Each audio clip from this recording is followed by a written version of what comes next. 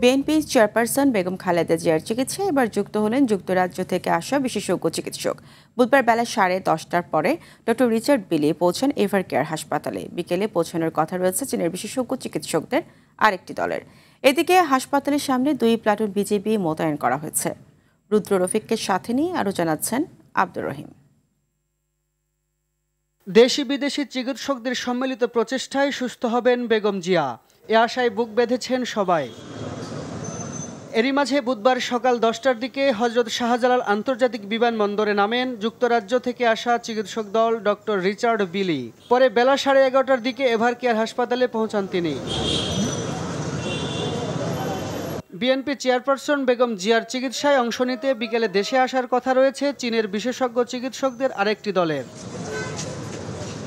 সকাল থেকে এভার কেয়ারের সামনে জড়ো হতে থাকেন বিএনপি নেতাকর্মীরা, তবে অন্য দিনের তুলনায় তা কম।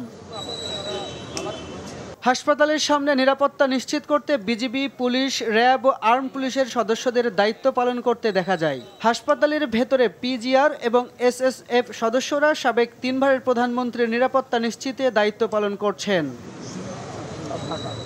আব্দুর রহিম, RTV, ঢাকা।